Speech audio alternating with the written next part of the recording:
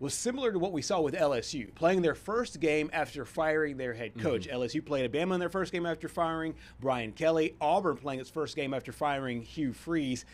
They went to Vanderbilt, Patrick, and they gave Vandy a scare. That they did, and honestly, you could put scare 3 times because I had a feeling that all of the Vanderbilt fans there were scared that Vanderbilt might lose to an Auburn team that, people seem to downplay. We had talked about, honestly, Auburn coming into this game, one of 3 teams to not allow, I think it was, 24 points all season. Right. And then to take a Vanderbilt team to overtime, a team that does have college football playoff hopes and aspirations. They kept them alive there this weekend, but I think there were 2 things that just shocked me more than anything. One, the play of that man right there. That's right. Throwing for over 300 yards. And that catch right there as well. Actually, I have 3 things. That catch, the play of that, and then that guy right there. Oh, yeah. Diego Pavia was a magician once again. Both quarterbacks threw for over 300 yards in this game. You mentioned Ashton Daniels.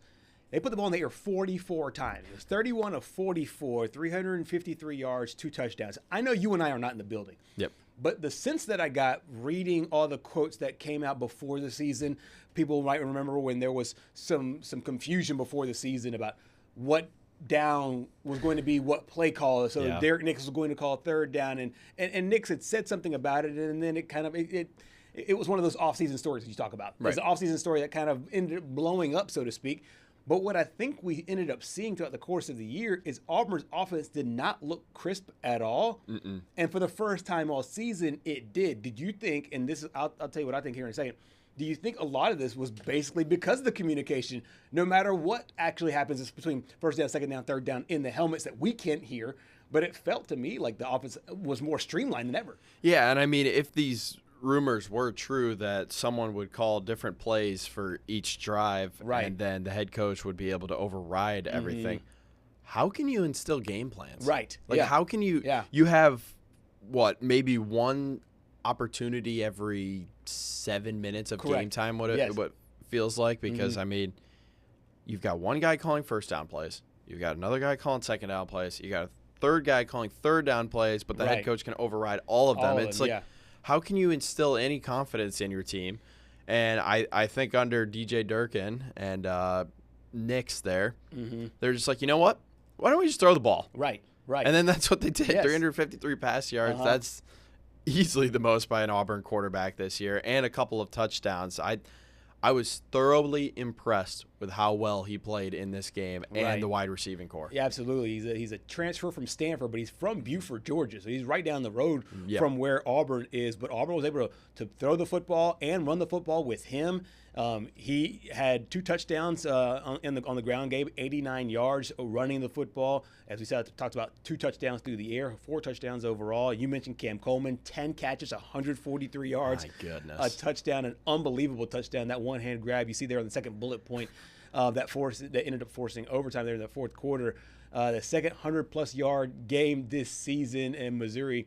It was the other one, 6 catches for 108 yards. This was a performance to me that I think if you are an Auburn fan, you feel a lot better about.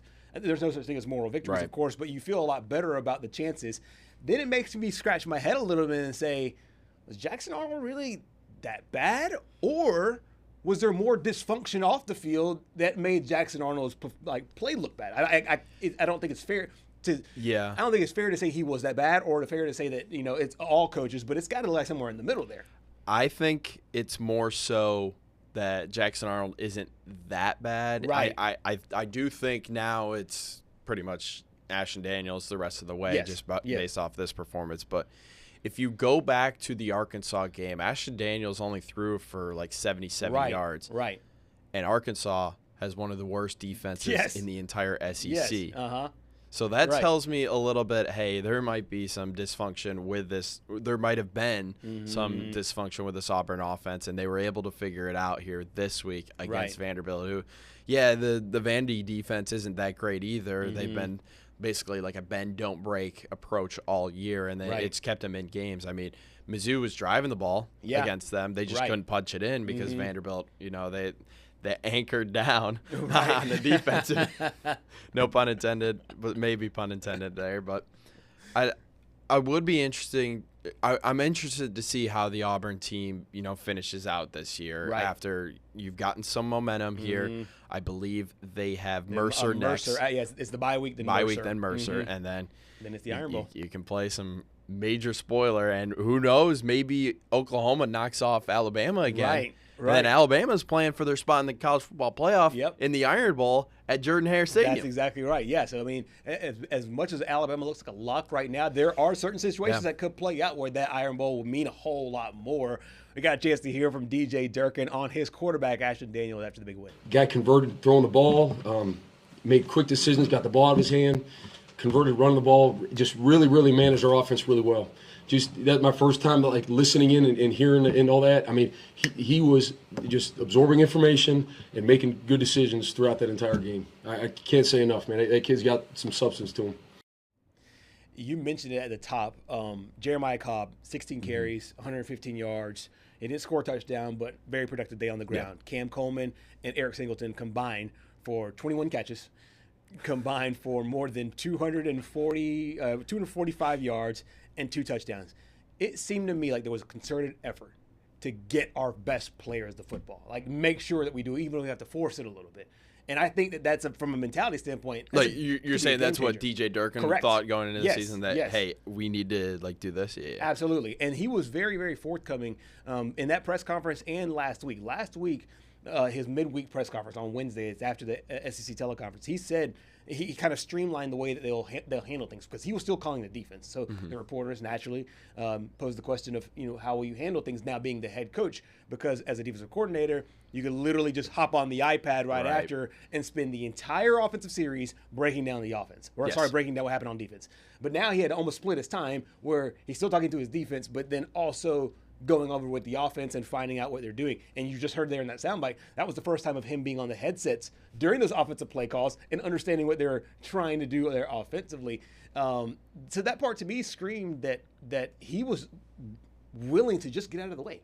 Right. Just listen in and just be able to get out of the way, which I think could be huge for them there as they move forward. I just feel like there can be something built here for DJ Durkin as he moves along. Yeah, and the thing is, though, I want to say that he has a shot at just getting the interim tag taken off, but I think that this game, while they found something on offense, I think this game is going to be the one that holds him back from being the full-time head coach just because of the defense. Right. And it just seems like he's just much better only focusing on the defense, which – I mean, heading into this game, that's all people would talk about. For sure. Yeah, Auburn can't do anything on offense, but they have a great defense. Championship defense is what a lot of people were saying. And then this was not a championship defense against Vanderbilt. And I think that just proves to me that he's just got to focus on the defense. Focus on defense. And you mentioned that the offensive surge for Vanderbilt was led by Diego Pavia. And Pavia really made a statement. We'll talk a lot about this with Corey Curtis later on in our show. But Pavia, 377 yards.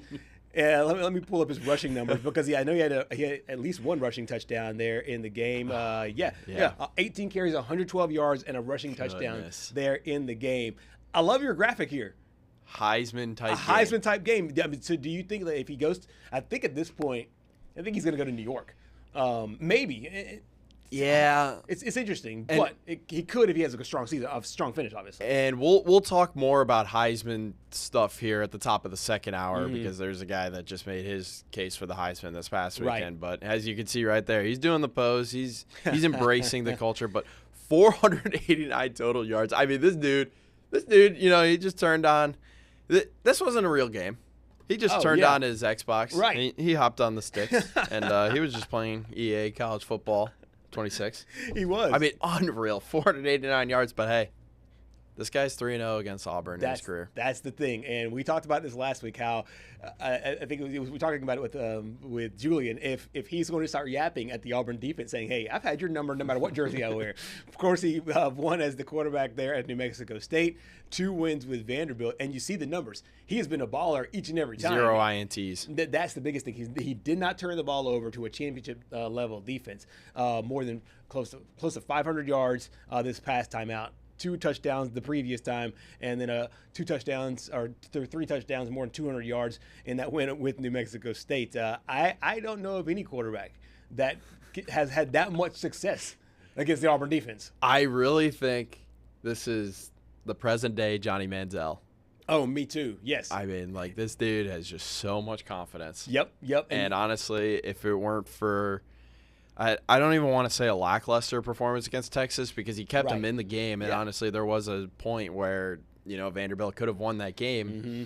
I mean, you look at the Alabama game, you could kind of point to, Diego kind of lost in the game with the 2 red zone turnovers. But just the fact that this is even a conversation, it's still, I mean, when you look about when you think of overachievers in college football, you look at Clark Lee and Vanderbilt and what he's been able to do to a program that historically has just not been good. Right. And then you also look at Curt Cignetti just rewriting what it means to overachieve. I mean, that dude is changing standards for first year head coaches. I mean, he's lost 2 games? Yes, 2.